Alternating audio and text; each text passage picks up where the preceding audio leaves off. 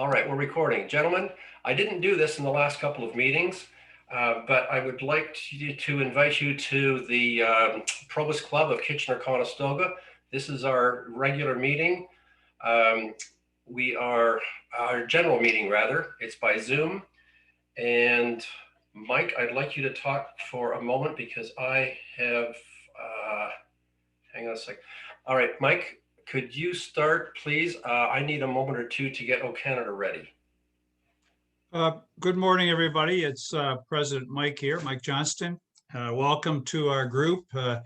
This is quite an event today. We beat our record today of people signed in, which is about 70. So every time we have a meeting, this is our third meeting. We're increasing, which is good. And we also plan on sharing this video with anybody who can't get on. It's going to be recorded. So, make sure your hair's brushed and stuff because you're on the film. COVID is still with us, but we've got a lot of hope now with these new vaccines. And hopefully by this time next year, we'll be in an active meeting with all of us, which is what I think we all like. But this is, I guess this is second best. And the sign-in procedure is somewhat enjoyable, although hectic.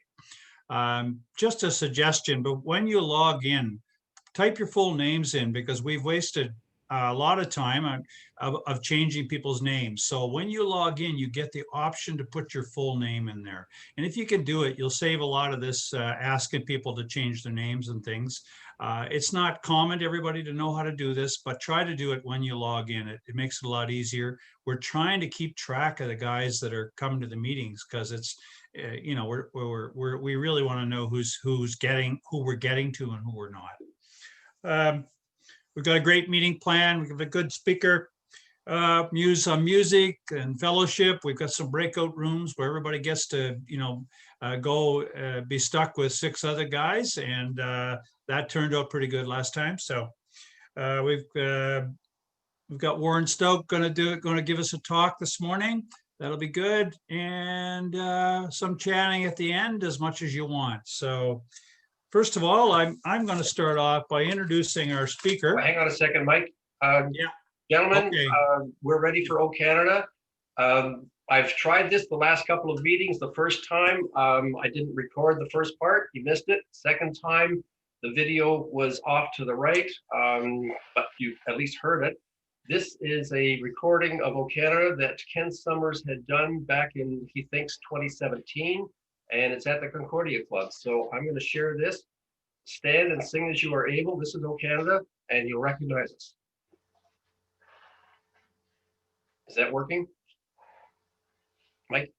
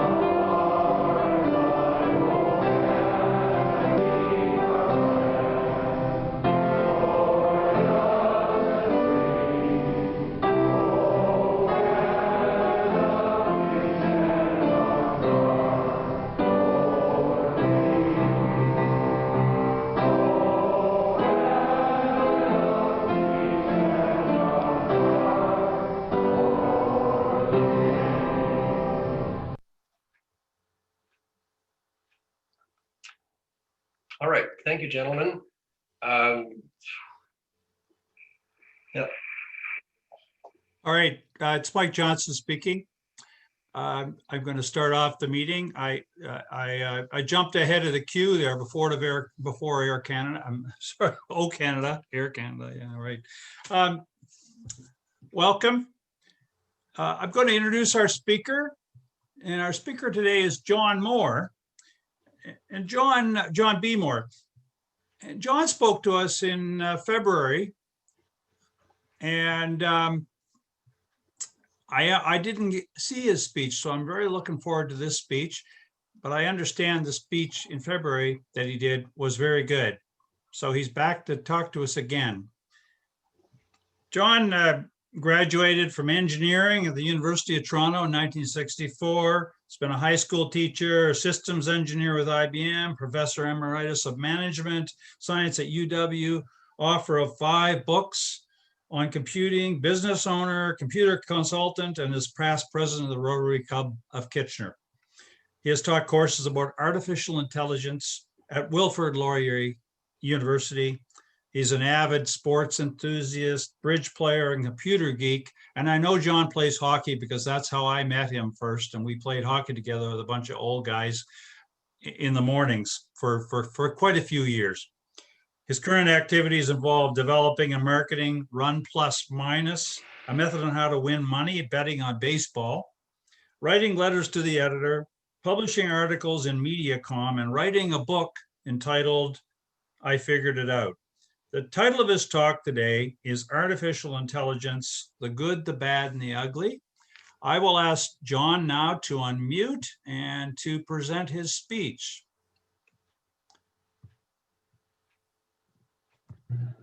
Okay, everybody hear me? Yes. Good, good. And if you want to share the screen, that would be great. So you can see my screen.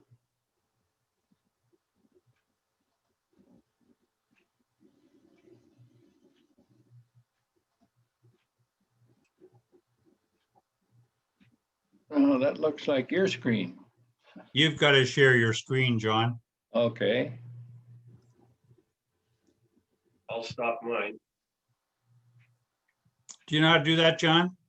Well, I'm just clicking the share screen button at the bottom there. Yep.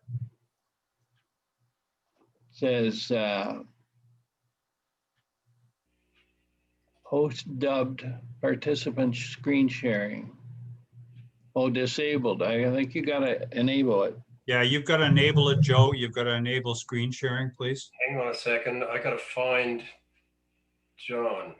JB Moore?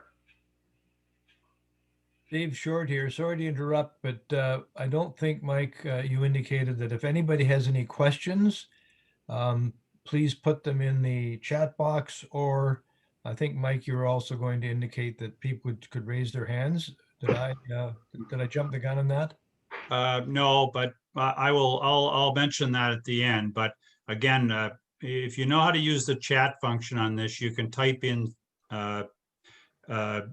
questions for John. Sorry to interrupt, but at this point, the setting is good and John is coming through along with the across the top pictures of several people in attendance. So there doesn't need to be any more adjustment. Okay. John, Who's speaking to us now? I George don't know Nichols. who's. Oh, there we go. Can you see my screen now? Yes, Yes. Okay, great. mute everybody, Joe.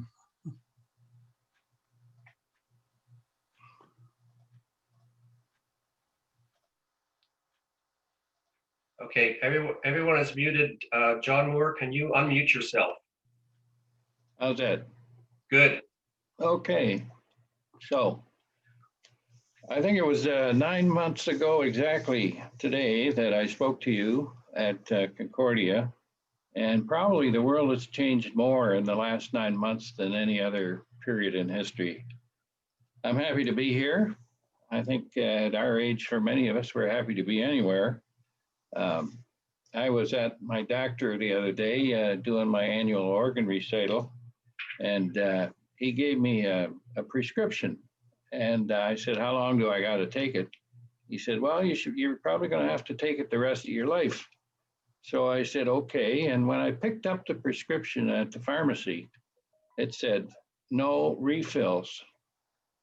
So I don't know what the message was there.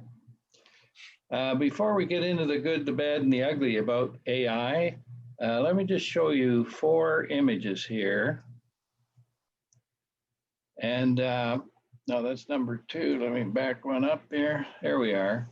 What I want you to do is just pause for a sec, have a look at these, and indicate to yourself whether or not you think this is a real person or a fake person. Okay. That was number one, little girl here. Number two, number three, you can see the detail in these images. And that looks like some of the guys at the meeting today, doesn't it? Anyway, okay. So let's, first of all, here's an outline of what I'd like to talk about today. Feb 24th, just do a quick review for the many of you who were there. And then today, a lot has happened, so we'll update some of the things going on in computer and science. And in particular in AI, a couple of things I'll mention right off the top. Brain emulation, the ability for computers to emulate the way you and I think. And the other big activity right now is what's called unsupervised learning, where instead of showing thousands of pictures, say, of a cat and a dog, and training the software as to which is a cat, which is a dog, it's to present just unsupervised images and ask the computer what's going on here. So that's a big trend now and an awful lot of effort. We'll talk a little bit about some of the exciting applications. And to me, the most important thing is the challenges and issues that are facing AI today. And I'll give you my personal perspective on the future. So on February 24th, we started with a definition of what artificial intelligence is. So this is a pretty good definition that I've found. It's just doing things that you and I can do because of our innate intelligence. And there are three kinds of artificial intelligence. We all like categorizing things into three levels. So narrow intelligence is what has exceeded and dominated the field of AI so far. And that's intelligence or AIs that are focused on a particular problem and solving that, such as game playing, recognizing a face, translating one language into another. And right now, as you may know, under language translation, even with Google Assist, you can sit in your living room and say, please sing happy birthday in Chinese, and it'll do that. And of course, autonomous vehicles. So that's all narrow intelligence. The big thrust now is, of course, to escalate the capabilities into what's called artificial general intelligence, and that is attempts to match our human intelligence. And a lot more I'll say about that in a few minutes. And then there is super intelligence, which is where computers have thousands of times more intelligence than you or I do. And that has some wonderful benefits and big concerns as well. Also, last time, I tried to indicate how is it that computers can think. I'll show you a screen in a second here, and we dealt with the applications in health and in business and government and so on. And those things have all been upgraded, and there's a lot of excitement going on in many of those applications. Now, the way that it's often when you look at your cell phone, you wonder, well, how on earth can that cell phone think? Can it have intelligence? Well, the way we do it as computers is we have somewhere between 80 or 100 billion neurons. This is one neuron here, and it has, like everything else, it has some inputs that are called dendrites. It has a processor that's called a soma, and it has an axon that sends its signals after it does its computation to other neurons. And those connections are called synapses. In our brains, most of us have somewhere around 1 trillion connections.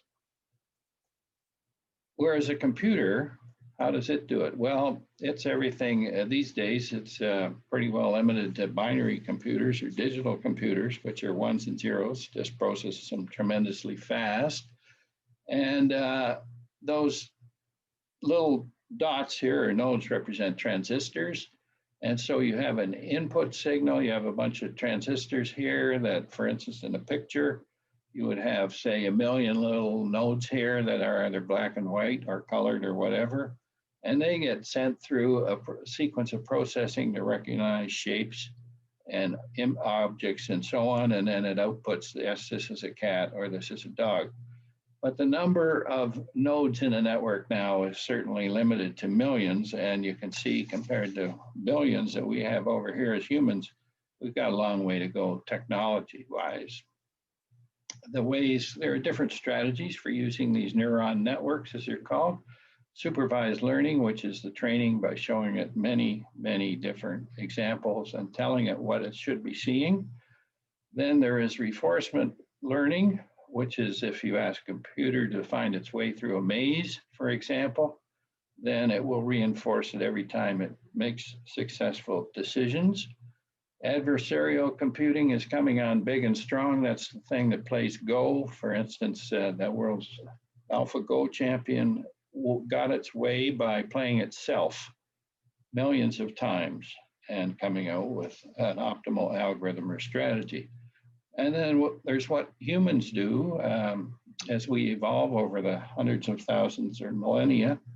So that involves random mutation, which we get by marrying different people when we one at a time. and then survival of the fittest or natural selection, so that in theory, our intelligence increases over the millennia through genetic development. So let's look at some of the things that are going on now, technology-wise, in terms of computers. Speed, I'll show you a graph here in a second. It's now exascale computing power. An exascale is a billion, so it's a billion operations per second. Okay, that's like 1 with 18 zeros after it. That's how fast the world's fastest computer goes. Now, memory is just unbelievably huge. You must be amazed, as I am, as to how much data is being captured every second of every day. And I notice Microsoft now has just deemed successful their ability to store this memory or this data under the ocean successfully. And the reason they do that is because the heat generated by all these computers that are doing the storage is huge. And therefore, they need the ocean temperature to cool it down. Quantum computing is coming on strong. Screen coming up here in just a second. And of course, robotics are amazing. I have one little video here shortly of one of the more modern robots and what it can do. In terms of AI itself, the methodology, the challenge right now is, have we taken the supervised learning to its possible limit? That's an open debate. It'll always evolve and improve gradually, but it may no longer be the dominant as opposed to unsupervised learning, where the computer is just presented with all kinds of sensory inputs and asked it to understand what's going on, just like you and I do. The adversarial, I mentioned that, and the genetic evolution. So there are basically 4 strategies. There's no single strategy that dominates everything. One of the big changes is, of course, allowing images, not just face images, but face plus sound together to put together inputs and decide who a person is and so on. Lots of applications come out. I'll show you those in a minute or two. The computing power, this is a graph. Don't worry about the numbers on the axes here. It looks like it's a linear graph, and yet this is really exponential growth in terms of computing power. The timeline is on the x-axis here. And if you notice, these things are factors of 10 going up here. So it's really a logarithmic scale on the y-axis here. And so that's why it's really exponential, just like, I got to back up. I just posted my, let me get to that screen again. Sorry about that. Tap my keyboard, not intending to.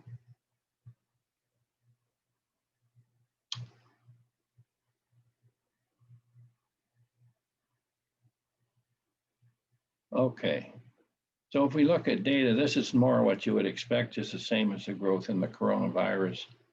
There's exponential growth where things increase by a multiplier rather than by just adding a constant factor.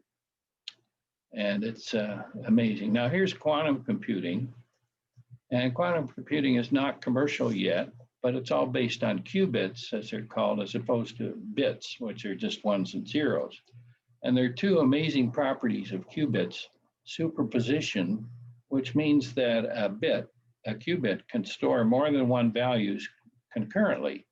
So it's like if you roll a dice, one die rather, it could be it can represent all of the numbers 1 to 6 on the die simultaneously. And you won't know what number is actually stored there because they all have probabilities until you actually look and measure what number is that die showing. The other amazing thing is called entanglement, which is something Einstein called spooky knowledge at a distance. And that is, suppose for every pair of qubits, again, let's take a pair of dice. If you roll one, the other one is automatically set to make a total of 7, okay? And that occurs concurrently. And it doesn't matter whether one qubit is in North America and the other partner, the entangled one, is in Taiwan. They work together in pairs. So knowing one knows the other, even over many, many thousands of miles. So that's called entanglement. And those two properties are absolutely amazing and allow quantum computing to be 1,000 times or more faster than even the fastest current digital computer.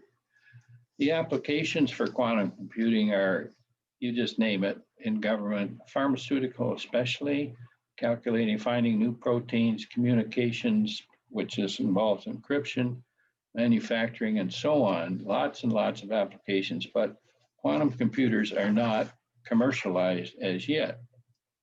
But you can see the growth from this graph. You can see how fast quantum computing is going to come on. But again, it works right now at close to absolute zero temperature. So the equipment is horrendously expensive. Many challenges in terms of scaling them up, error detection, and so forth. The applications for AI are in health. Presumably, there's reasonable forecast that we would all live an average of 10 years longer by applying AI to our health concerns, issues. The big one is brain control. That exists now. You can sort of put electrodes on people's heads now and actually manipulate what they're thinking. There's lots of, I'm wondering how much the new vaccines for COVID used AI. I'm not sure, but I'll bet there was a lot of AI used in the research that produced those vaccines. Robotic surgery, gene therapies, it's called CRISPR.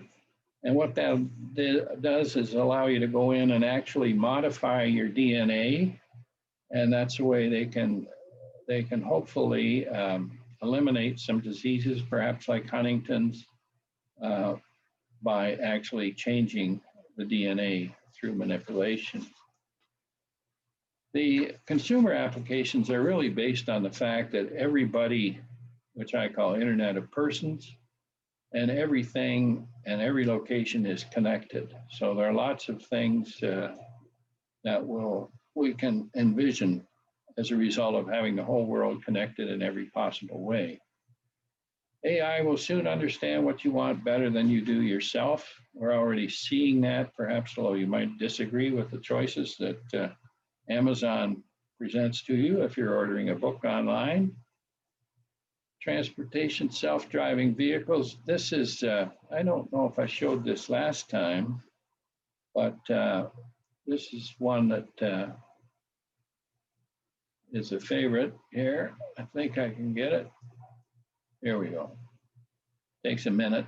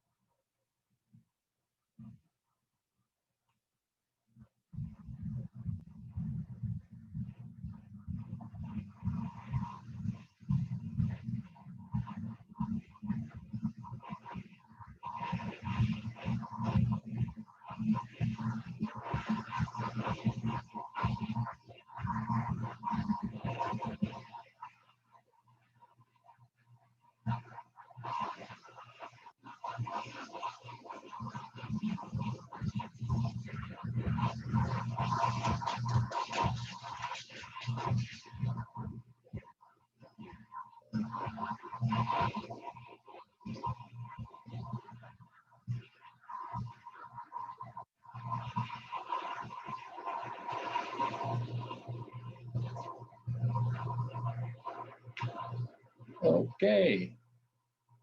See if we can back to that. Well, I've got this stuff at the top of my screen here. I don't want to do it again here. Excuse me. Well, we can cut this off.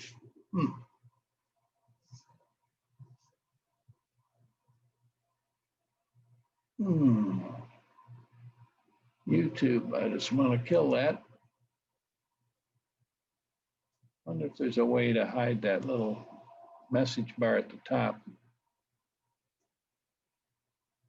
Okay. A lot of these applications then are based on augmenting reality, that is enhancing or add perception to what you would otherwise see. For instance, virtual house tours, things like that, whereas virtual reality is actually simulating things like pilot simulation and so forth. So there are tons of applications in both of these areas. In business, customer profiling and targeting, we're all experiencing that all the time. So chatbots are getting more and more intelligence, getting so you don't know if you're talking to a person or a computer. Banking, credit scoring, investments, wealth management, fraud detection is a huge one. I think I've noticed more and more sort of phone calls or messages saying, did you make this purchase kind of thing? And that's all done with AI. In politics, voter profiling, I know in the 2020 election just held in the States, one of the political parties had over 3,000 descriptors of every potential voter.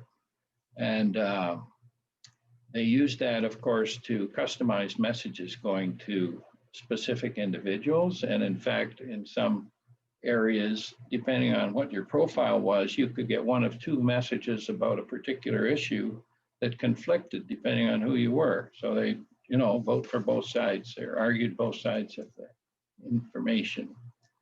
Disinformation campaigns, we know all about that with virtual messages and theories. So that's all going on, and that stuff is growing like mad. Manufacturing and robotics, it's amazing what these robots will do. I think here I have one for you. Again, this is about a minute.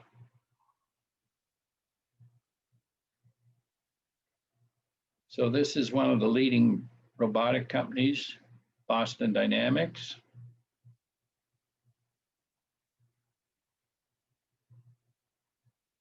I think there is music that goes along with this, but don't really need it.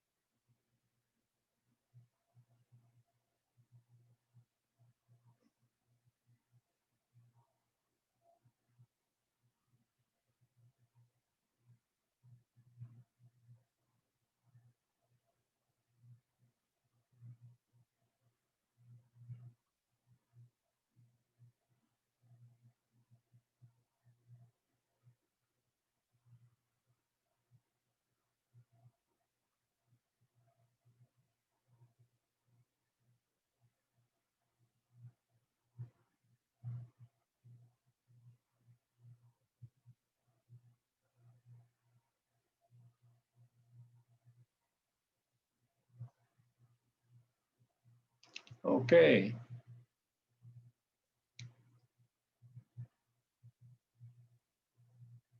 Kill that one. And we're back to my main screen here. Sorry about that one. I'm sort of a tech guru, but I gotta admit, there's still some things with Zoom and stuff that I'm not a real pro at here. So let's just jump back in here.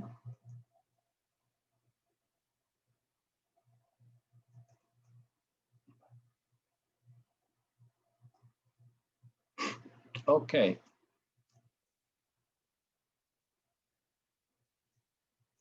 Lots of new materials, things like graphene, amazing, amazing materials, amazing new drugs. 3D printing, I got double stars on that because that's coming on huge. If you want to invest in a 3D printing company, you couldn't go wrong. They can actually print metal now, and of course, they're even printing a house using a printer. And I saw one just yesterday, new manufacturers printing clothing, okay, shirts and pants and so on from off a computer printer.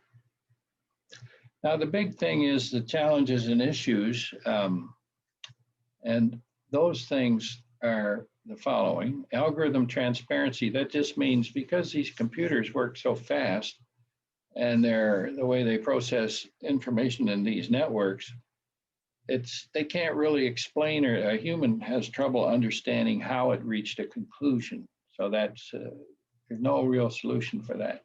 Computers don't have common sense. I'll give you a couple of examples in a second. Are computers conscious? Some questions there in a minute. Lots of ethical issues. And the big challenge there is whose morals are being used to make ethical judgments.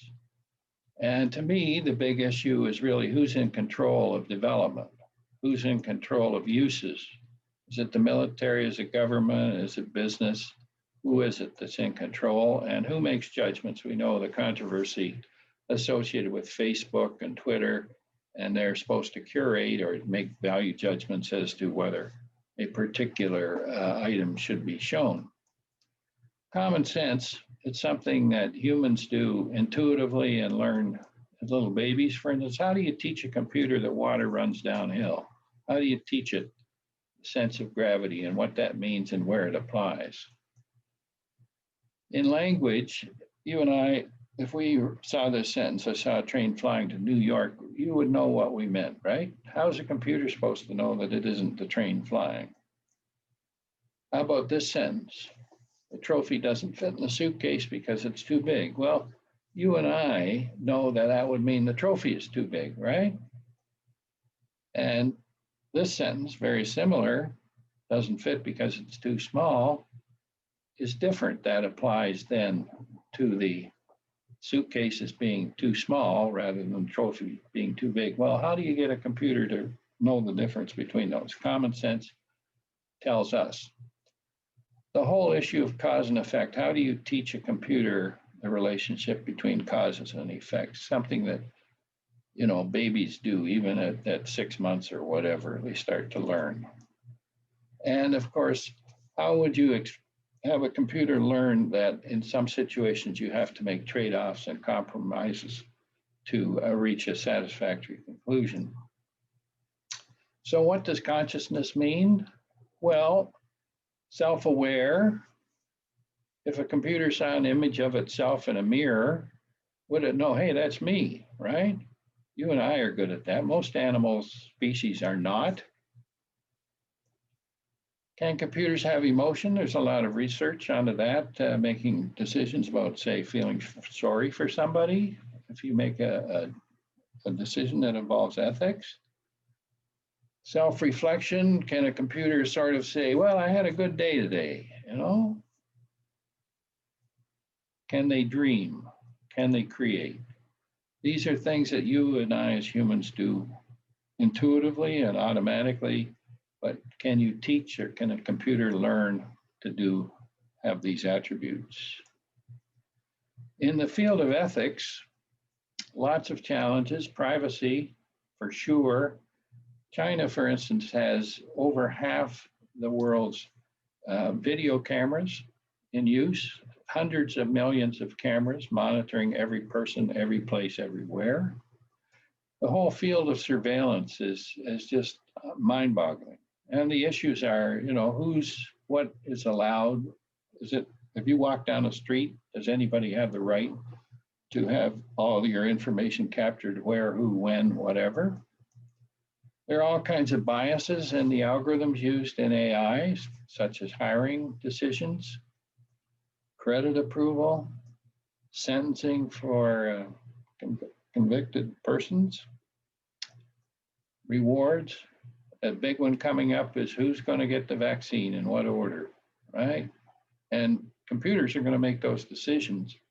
So what algorithm, the people that write the programs and design them, it's their decision making that's going to be embedded in those algorithms.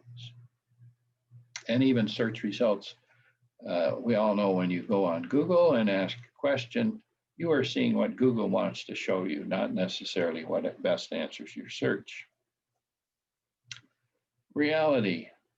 Unbelievable now. Those 4 pictures that you saw at the beginning of my talk here, I don't know how you decided which ones were real and which ones weren't, but they're all fake.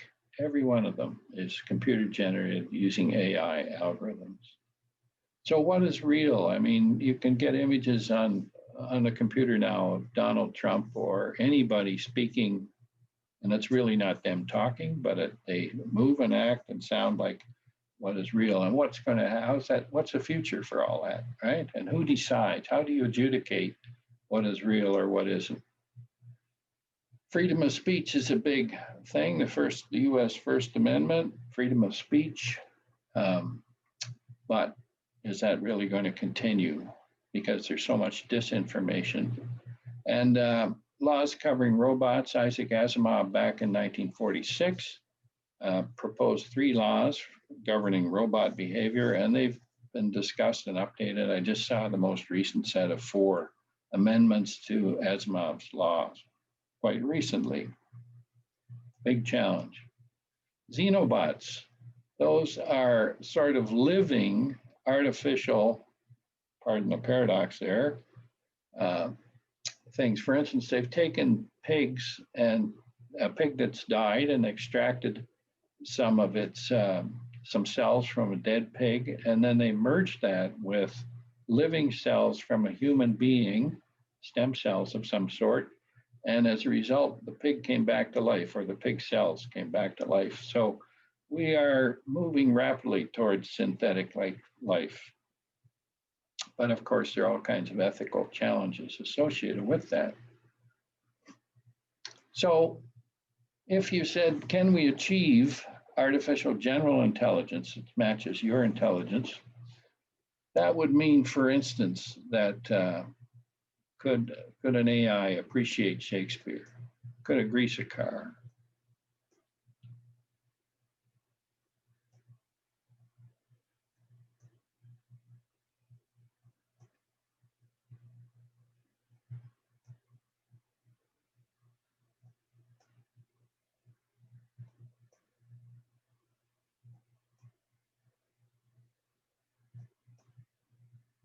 These are all things that we do as humans. And the question is, will an AI be able to do these things? And you could argue that unless it could, it's not going to be able to match human intelligence. And we're a long way from being able to do these things. So the big question is when. I don't think it's if. Sooner or later, artificial intelligence will match human beings. But our intelligence, if you look, this is intelligence on this axis and timeline on the x-axis rather. Over time, human intelligence has just evolved gradually through evolution and selection and survival of the fittest and so on. Whereas computer intelligence, it hadn't started until very recently, and then it's growing exponentially. So the point at which these curves cross is called the singularity, and that's where the point where artificial intelligence matches human intelligence. No, there's a lot of debate. A lot of people think this might be around 2040. A lot of people think it'll be sooner than that. Some people say it'll never happen. Now, if you want my predictions, some are rather mundane, but private internets, that's already happening in Russia and China and other countries. They're building walls, internet walls, firewalls to prevent access to other internets. Right now, the worldwide internet is controlled by a group in California, and a lot of countries don't like that.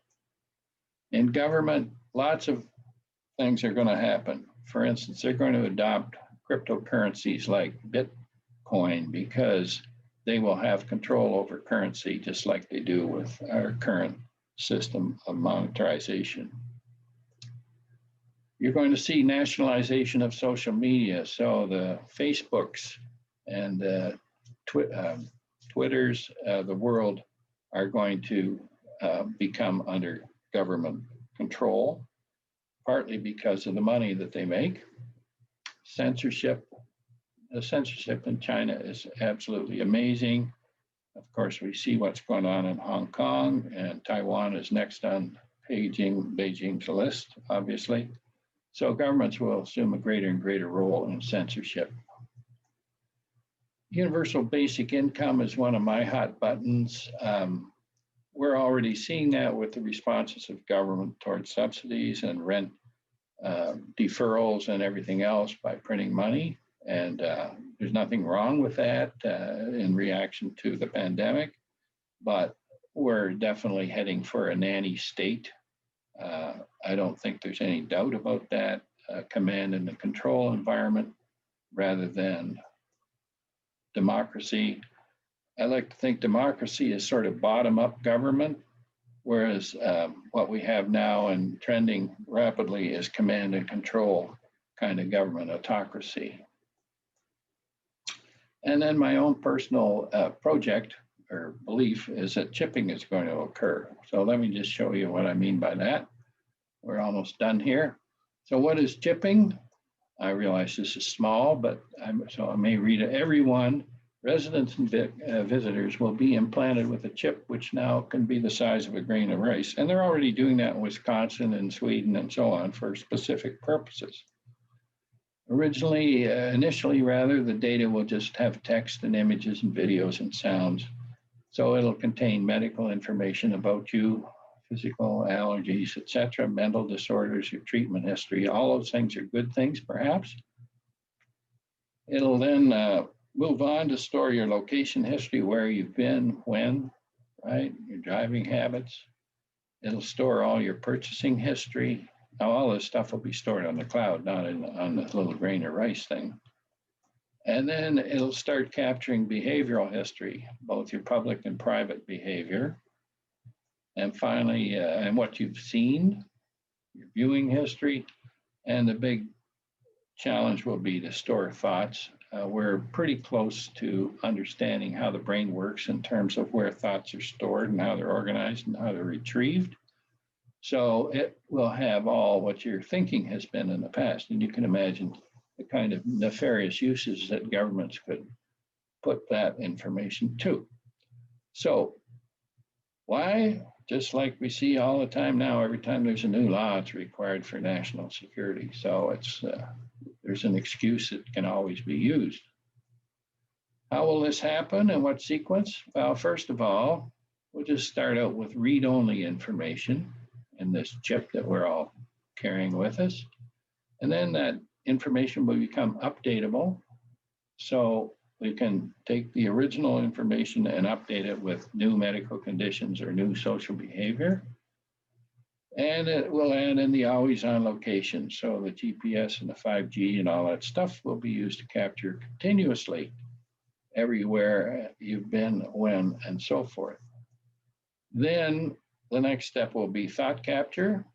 So it will capture databases about your thoughts, attitudes, and preferences. And of course, this is necessary to prevent antisocial behavior. Finally, it'll be updatable rather, by governments will have the ability to go in and manipulate your actual thoughts and beliefs, and that by modifying the actual chip that controls your brain. So the question is, what are they waiting for? Well, you can bet China's going to be first in line to implement all this. I don't see this happening probably in my lifetime, but maybe 5 years from now, an awful lot of that, and it'll evolve gradually. So to come back to the topic of the talk today, is AI good, bad, or ugly? Well, obviously, there are conflicting views. This is, can you see that, or is that blocked? What's really interesting about AI is how quickly it went from, whoa, this is really cool, to holy crap, It's controlling our lives and subverting democracy. Stephen Hawking said, didn't place a bet, but he said it'll either be the best or worst thing to happen to humanity. It depends on who's in control and how we regulate it. And another thoughtful person said we're on the edge of change comparable to the rise of human life on Earth. And I like this one, Yogi Berra. Future ain't what it used to be. Okay, that's it. Questions?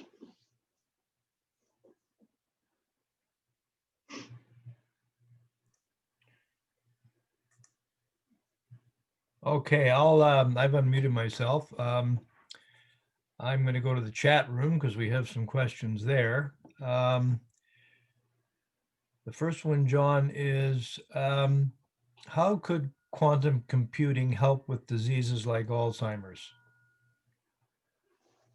Well, I think when you look at diseases that are genetically based, it's a matter of understanding what is actually going on in the brain cells and why the deterioration takes place. And so it's a matter of building mathematical models of this progress of the disease. It's a matter of finding what chemicals are involved and then designing therapeutics by examining millions and millions of possible solutions for this problem. And because of quantum computing, you can get through millions and billions of possible alternatives and treatments and therapeutics far faster than you could now. So that would be how it might help. It's Mike Johnson speaking. You can hear me, Dave? Yes, I can. And John can hear me. John, can you get rid of your share screen? Do you know how to do that? You're John Moore. Yeah, for sure. We'll give it a go here. You're sharing screen.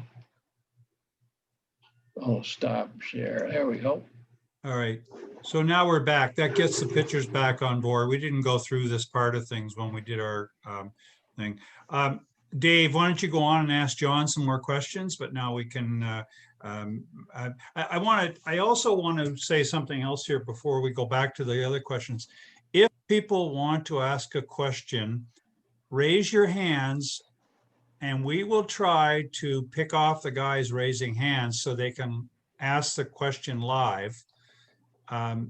We've not tried this before, so I'm not promising it's going to be good, but in this case, if I wanted to ask a question, I would raise my hand like this, and one of us will ask you to unmute, and you can ask John the question. That way we have a human doing it rather than a than that. I'm going to go back to Dave now. Dave, you got a few questions, so why don't we try that first? Okay, what I'll do is I'll finish the questions that have come to me in the chat room, and then when I finish those, I'll let you know, Mike, and then we can scan the everybody to see if any hands are raised, and you'll coordinate that in terms of asking that person to unmute themselves. Okay, here's the next one. I'll just do them in order as I receive them. Can the quantum computer write the algorithm for itself?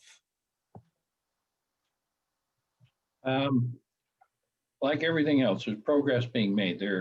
Programmers currently have a pretty good job future, but that's changing rapidly as more and more AIs are created to actually generate new programs, new code, so that eventually, sure, I think you'll find that computers, they're just evolving their capabilities, and yeah, computers will be the dominant way of generating new programs. Great. The next question is, could chips be added to people using the coming vaccine for COVID-19?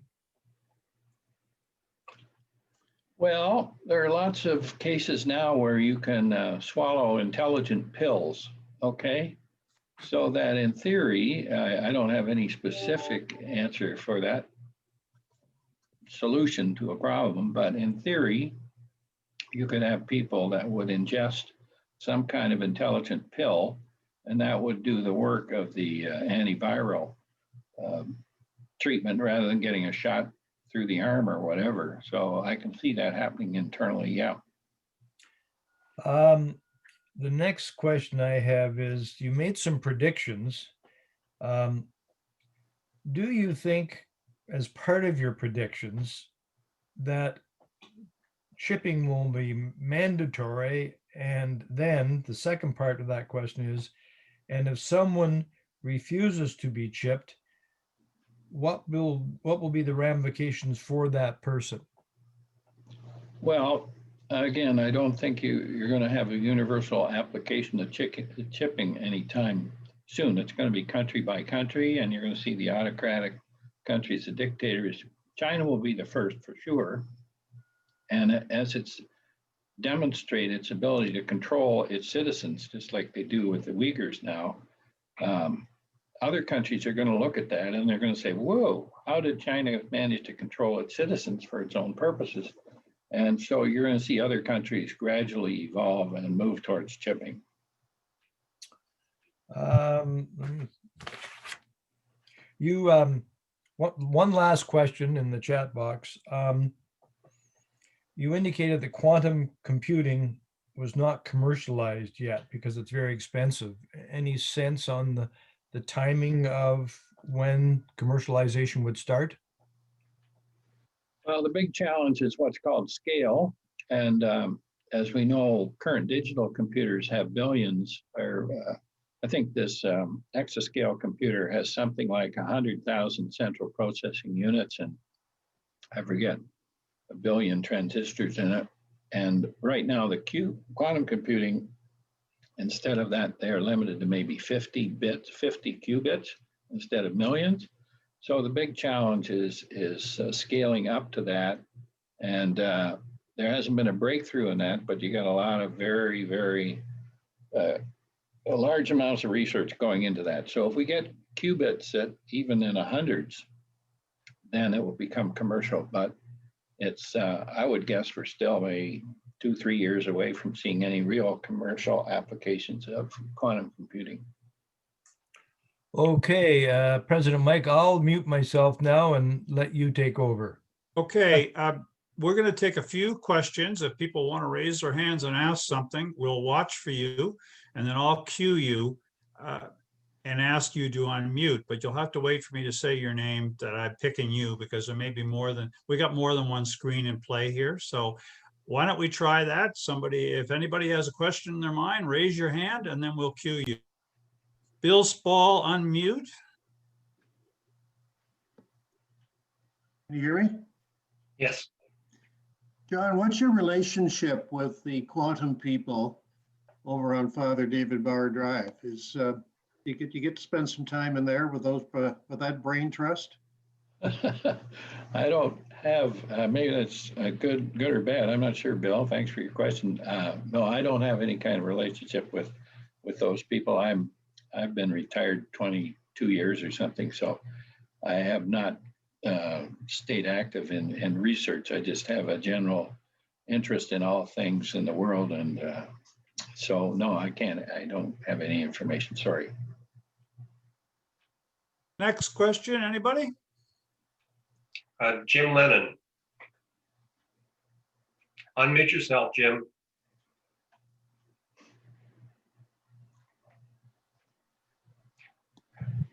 Jim, start your question now, please. I'm currently reading Margaret McMillan's book on war, and it talks about the evolution of the arms race and how governments and countries control as a result of new arms. The thing that strikes me in this whole industry that's being evolved around artificial intelligence, it's to make, create an arms race. We never just touched about the military application of this, but any government that leads the pack can create a sophisticated armament, which will really end up maybe controlling the world. I would like to hear your comments on that issue. Sure. Well, over the decades, the military has been the motivator and the instigator of a tremendous amount of a number of advancements in technology and research, and then they trickle down into the world of sort of social world and non-military environments. So I don't think there's any difference now with AI. There's a military AI race going on tremendously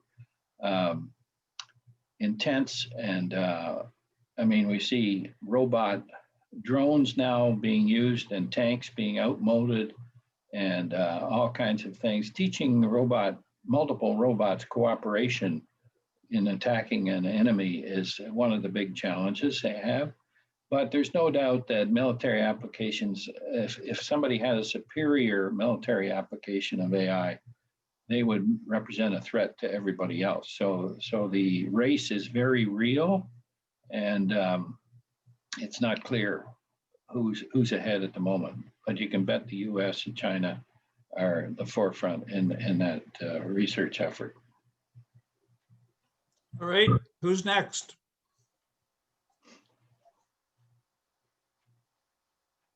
Steve Berry, unmute yourself, Steve. Thank you.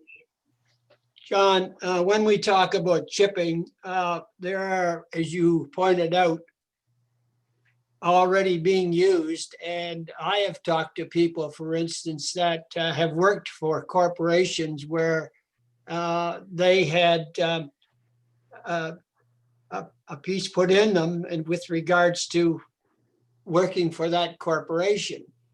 And there has been some discussion also by some governments about the feasibility of adopting that chipping program for anybody that is moving within their country.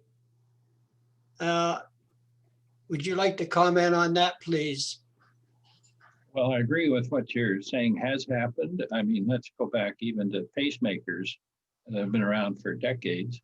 That's just a very elementary Mickey Mouse form of control, and not really using sophisticated AI, but how does a pacemaker adjust its rhythms and pulses and so on. So the chipping has existed in some sense for a long time. It's evolving rapidly now because of the capabilities of chips and algorithms. And so I don't have any hesitation in suggesting that it's going to come on, and it's really going to dominate an awful lot of things in terms of healthcare and employment and everything else. I mean, the idea that another source or a third party can have access to all the information and up to the point of even what you're thinking,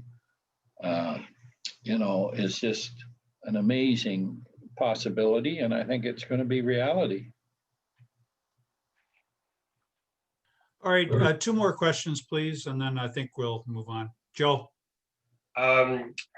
John, one thing that struck me amongst many things is the fact that your projection is that these quantum computers could be available in 3 years or thereabouts.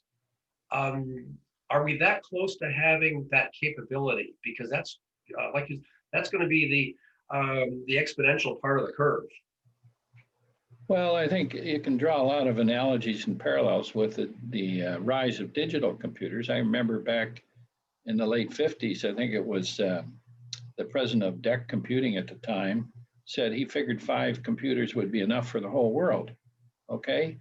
And even Microsoft, when they first started programming their DOS operating system, they were operating with chips that had, very limited memory. I remember my first job computing, I worked with punch cards and paper tape, and look what it is now. So in terms of quantum computing evolvement, it's going to be just a matter of expanding the number of qubits. And initially, the commercial applications may be using quantum computers of 50 qubits that are owned by or run by a very small number of organizations. But to make them mass useful and to the point where you would have a quantum processor in your home, yeah, we're a long way from that. So it's just going to change over time, the number of applications and capabilities and cost and so on of quantum computing. But it will, at one point, it will dominate digital computing because its speed is so much better. Thank you. I'd like to make this the last question. Please, anybody want to make one more question?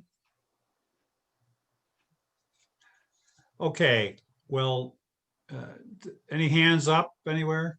I don't see any. Dave? All right, well, John, Oh, sorry, Bill Bryant had a question there, Mike. Bill, Unmute yourself, Bill.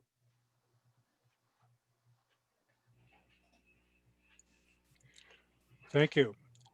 First of all, I think we should congratulate Dr. John for his wonderful presentation of a very complicated subject. I don't know about the rest of you, but as I listened to this presentation, I experienced fear, wonder, amazement,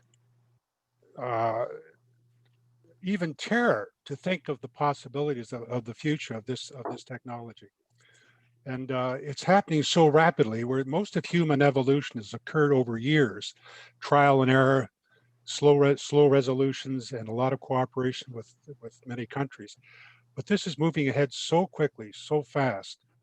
And I'm just concerned how it's all going to come together. And I congratulate Dr. John for presenting such a very complicated subject in a very comprehensive fashion. Thank you, John. I can't do better than Bill Bryant's words. And I'd like to thank John myself. When I, 20 or 30 years ago, I would have said artificial intelligence was having a fake college degree. But anyway, Bill, I couldn't have said that better. John, thanks very much for doing this. I can see that we might want to have you back again in future to as things move along, because it seems to be a moving target. There's opportunities and possibilities, obviously, and that's exciting. But some of the stuff that's in behind it, the government control and whatnot, is very scary. And as Bill says, it's hard to believe how fast it's moving. Anyway, that's it. Well, thank you, Thank Mike. you, John. That's why I chose the heading, the good, the bad, and the ugly, you know? There's a debate, and that debate's going to go on for a long time. Mike, unmute yourself. The title is very apt, and we will be making a donation on your behalf to your favorite charity. Thank you. Thank you very much, and we hope to see you again. Thank you very much.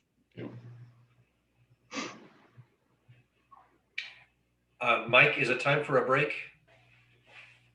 Yeah. Unmute yourself, Mike.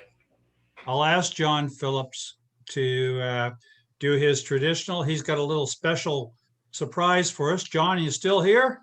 I'm here, Mike. Everything, can you hear me okay? Yes. And who are you dedicating this to, John? Dave Short.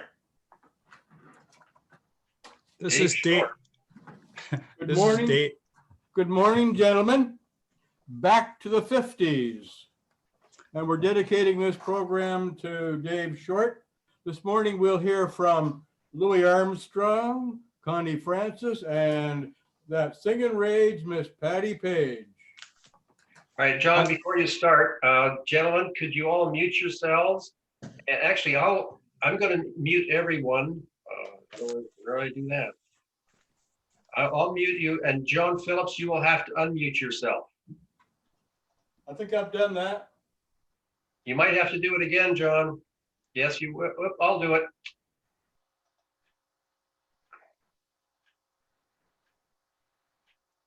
No, you'll have to do it, John. Sorry.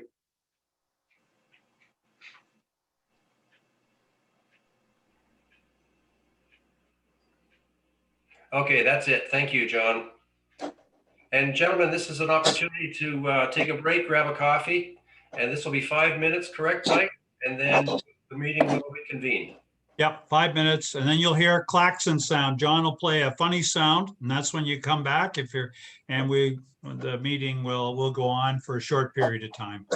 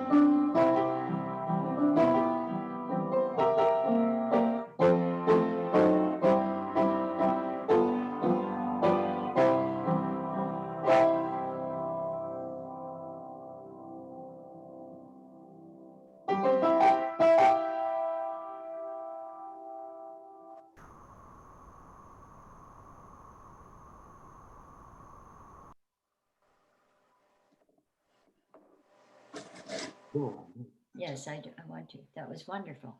Thank you, John.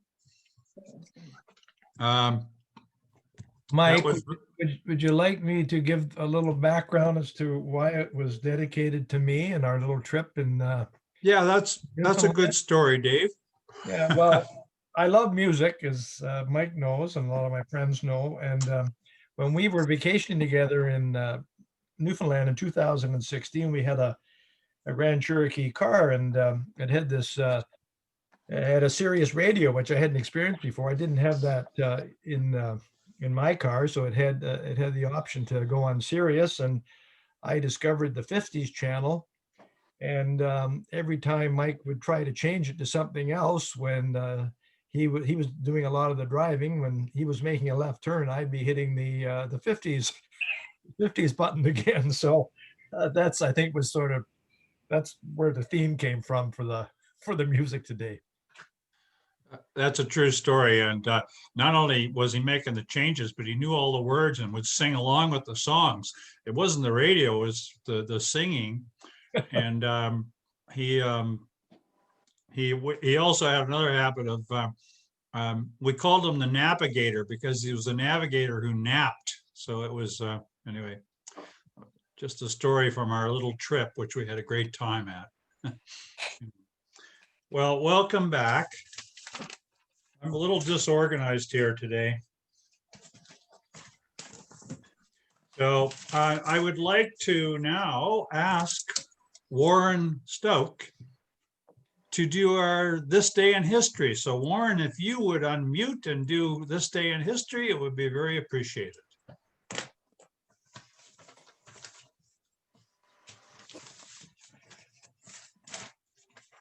Morning, gentlemen. 1 month today, Christmas Eve. You have time to prepare your grandchildren that Santa may not come this year because sadly he may have not make it through the COVID pandemic. On this date, 1434 and 1715, the River Thames in London, England, froze over.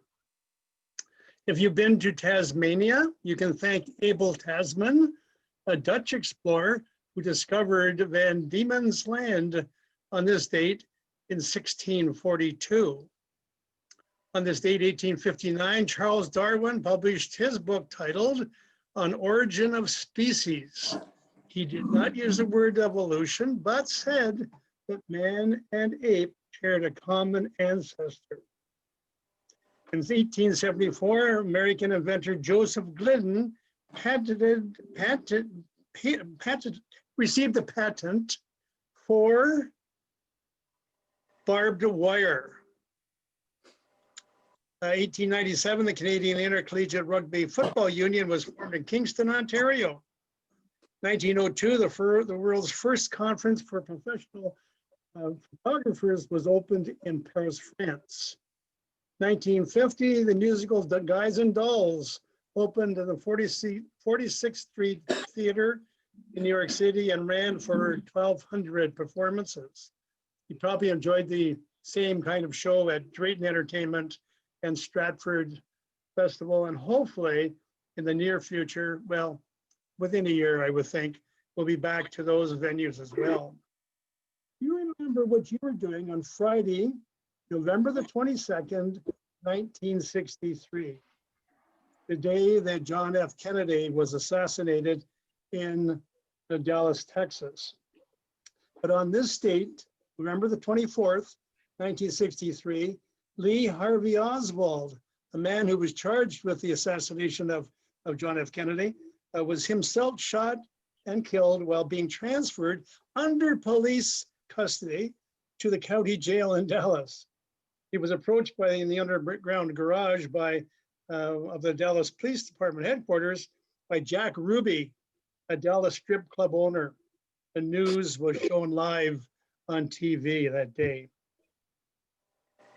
November the 24th, 1971, a nondescript man calling himself Dan Cooper approached the Northwest Orient Airlines office in Portland, Oregon at the airport. He used cash to buy a one-way ticket to Seattle. And shortly thereafter, he hijacked the aircraft. He demanded $200,000 in $20 bills. When the plane landed, he let some of the passengers out, but kept the staff. And a little bit later, around 8 o'clock at night, he jumped out of the aircraft with an air parachute, and he's never been seen again. So we don't know where good old Dan Cooper ended up. On this date in 1572, John Knox, the Scottish Protestant reformer, was died. And I'm going to give you some information here about 1868 was the birth of a American ragtime pianist and composer. I think John Phillips knew him. His name was Scott Joplin, and he wrote a song in 1902 that became famous in 1973 with Marvin Hamlish and the movie The Sting. Thank you, gentlemen.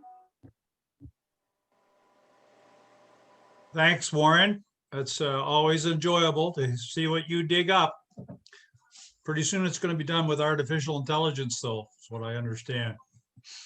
I got a few comments and announcements here. I'll make this very short if I can.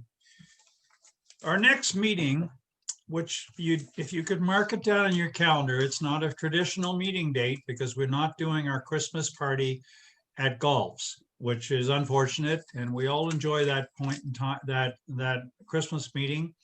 And this year, it's obvious why we're not doing it.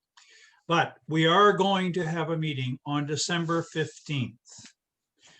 And it will be a festive meeting with music, fellowship, and it'll be very enjoyable. So please mark that in your calendars. We'll be sending out lots of notice of it.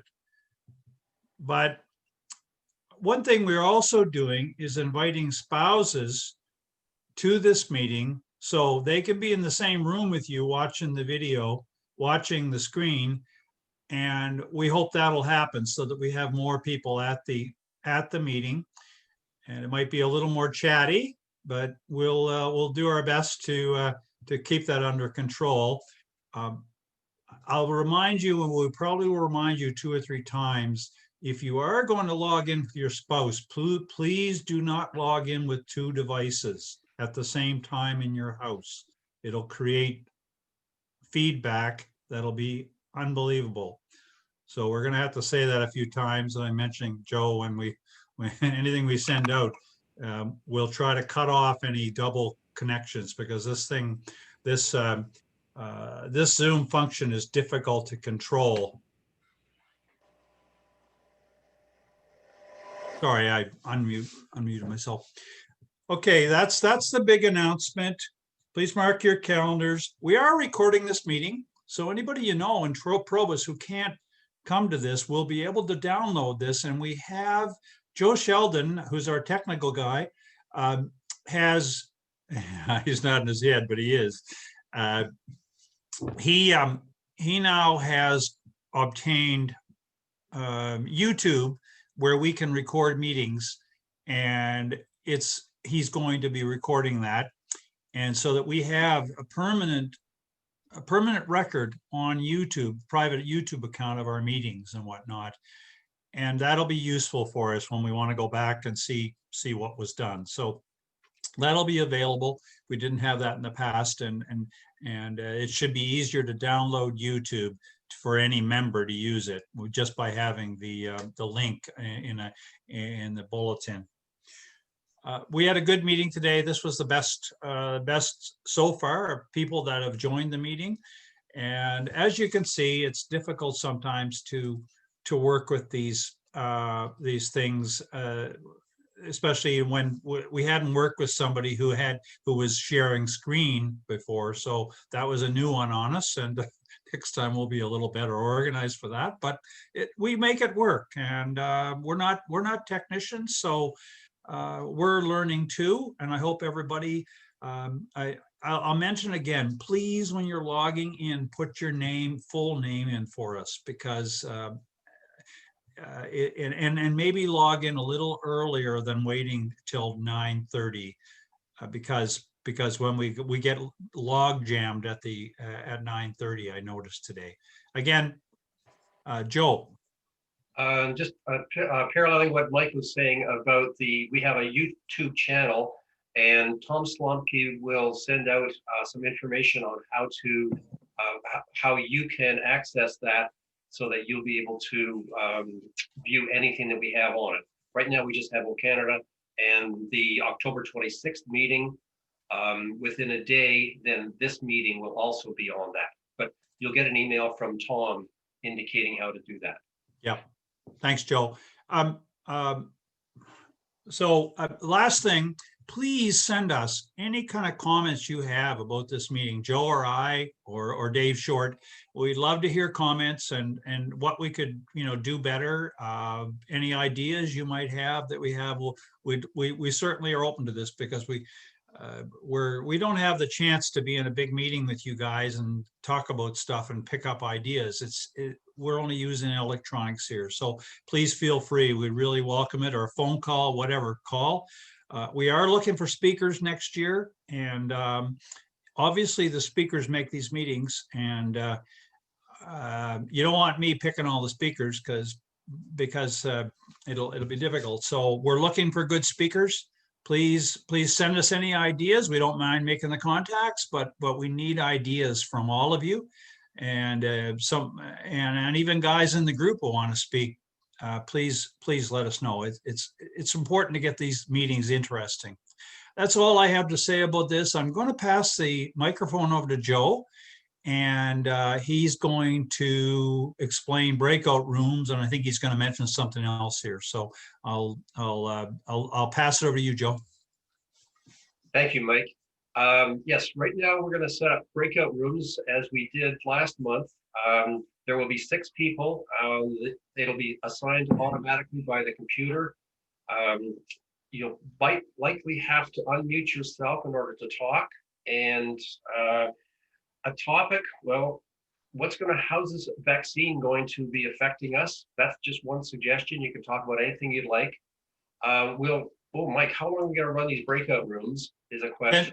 10 minutes, I think, is probably as much as we need today. We're going to run out of time, I think. Okay, it's 11:03 right now. And then after that, we're going to have everybody that wants to stay for a few minutes all on screen, like one by one in the gallery view, and we'll just chat. And during that time, put up your hand if you want to, just so that we can't have more than one person talking at a time.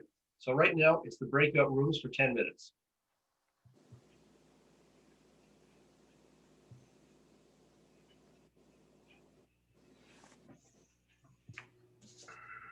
It'll take a few seconds here.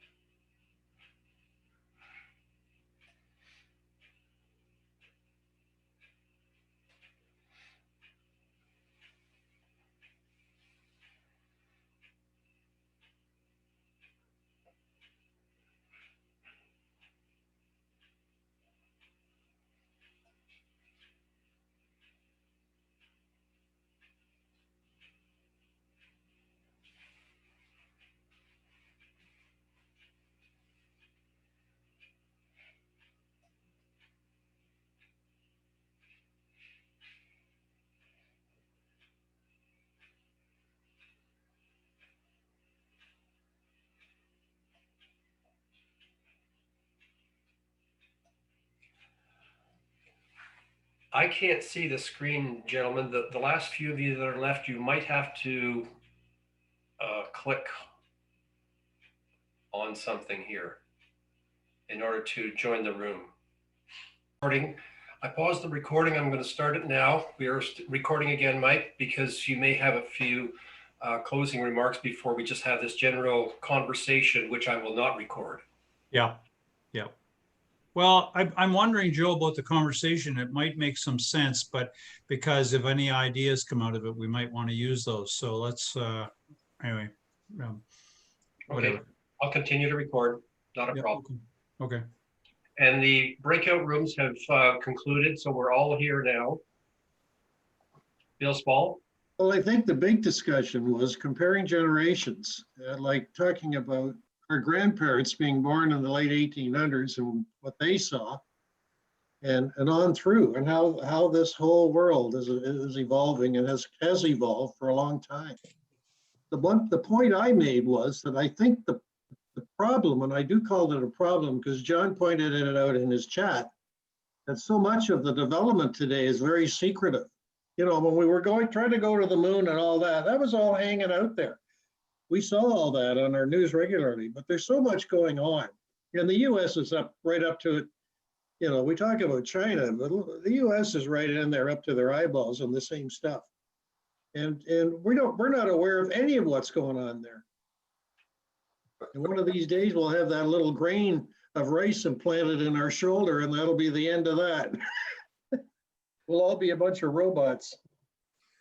Yeah, A question that was raised in our group was, who's Big Brother? That's a big question. Well, that was the point I was making. Like all the developments that we've seen, you know, the moon and the whole thing and all that and everything, it all basically, for the most part, hung out there. We could see it. We saw it on the news. All this stuff's going on behind closed doors. We don't know what the hell's going on. We don't know what the hell China's doing, of course. We really don't know what the states are doing either. I mean, they're not sitting on their hands. No way. This is Even though they got a bimbo brain as a president, but let me tell you, the real power in the U.S. is not what we see. It's what we don't see. Yes, I think it's time for seniors to rise up. What do you think? I don't think rising up is the answer. I think. Did you say it's time? Did you say it's time for seniors to get it up? That what you said? Good luck with that.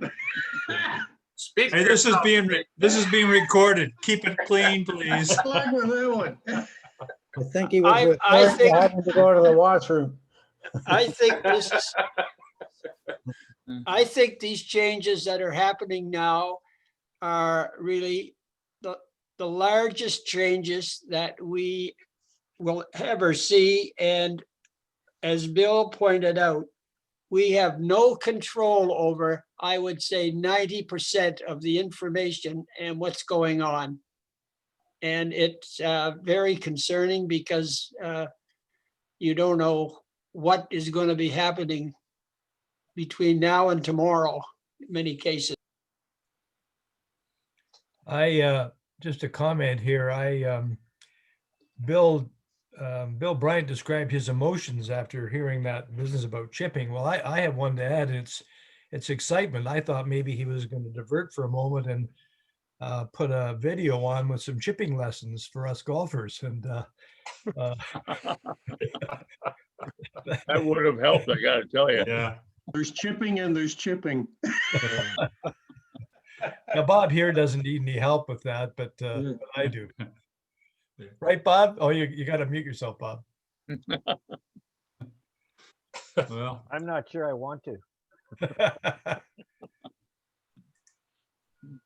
I'm putting does anybody else have a thing popping up on their screen all the time about trying to install the new version of Zoom? I keep on getting it, and it blanks out my screen. I guess it's because you've got an old version. If you had a new version, that it could be. Yeah. Version 1? No, -1. Version 3, I believe, is the most recent. Yeah. Yeah.